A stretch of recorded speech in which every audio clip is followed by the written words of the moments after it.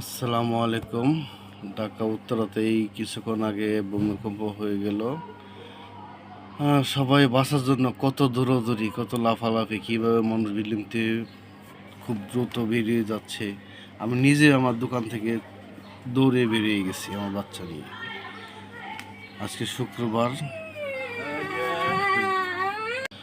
তবু মানুষ এখান থেকে শিক্ষা নিবে না যে এত পাপ, এত অন্যায় অত্যাচার মানুষ মানুষের প্রতি করে, লোভ লালসা কেন জানি বুঝি না মানুষের কেন। এই যে আল্লাহ তাআলা মাঝে মাঝে বিভিন্ন ধরনের দুর্যোগ দেয়, আমাদের বোঝা উচিত যে এটা আমাদের শিক্ষা দেওয়ার জন্য আল্লাহ তাআলা এগুলো দেয়।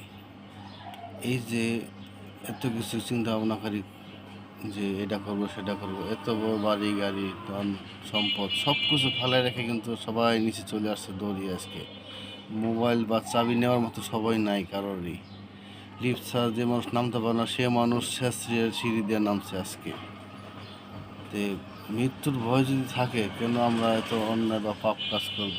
সবাইকে আল্লাহ তাআলা হেদায়েত দান করুক, সে দোয়াই করি সবার জন্য।